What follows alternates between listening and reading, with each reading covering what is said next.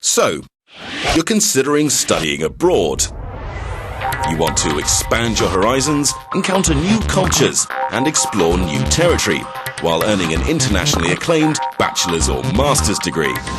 You've got your mindset on an inspiring city. Sydney, Beijing, New York maybe. But then why wouldn't you go straight to the source? The Netherlands. What?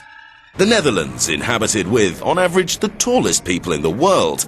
If you haven't heard much about them, it's probably because their motto seems to be, let's not pretend to be bigger than we are. The first thing you need to know is that the Netherlands is also known as Holland and is inhabited by Dutch-speaking people who also speak English. 150, please. Very good, cool, thank you. Confused yet? Well, the reason they speak English so well can be partly explained by the fact that they've been wandering all over the globe since the 16th century. Holland was the economic and cultural centre of the world. They established a vast trading network, opened their first university in 1575, and even laid the foundations for contemporary New York City, which was called New Amsterdam back in those days. Curious? Let's take a closer look, shall we?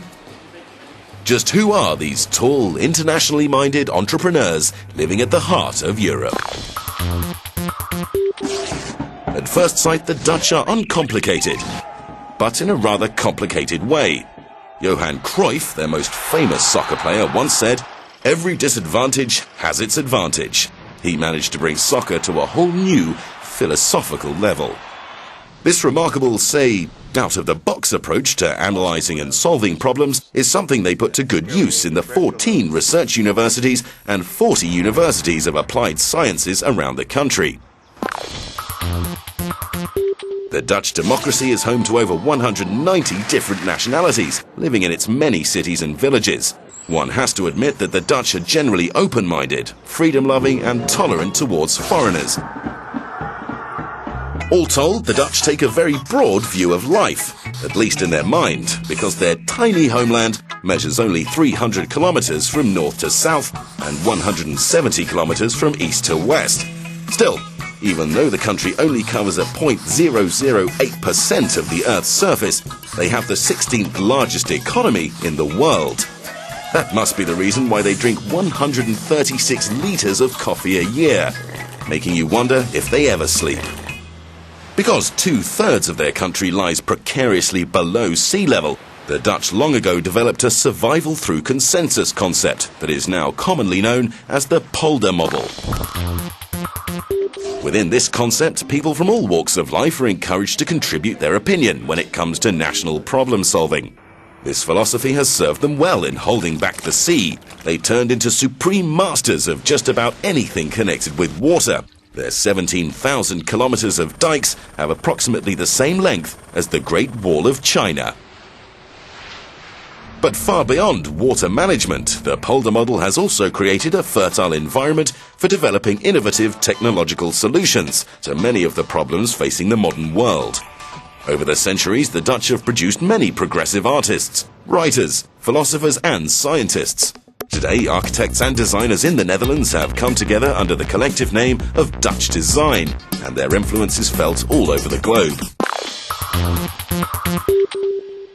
You can also find evidence of the Dutch love for sharing opinions in their approach to teaching. In the 1,400 different English study programs around the country, they create an open, informal environment in which students and teachers share and debate new insights.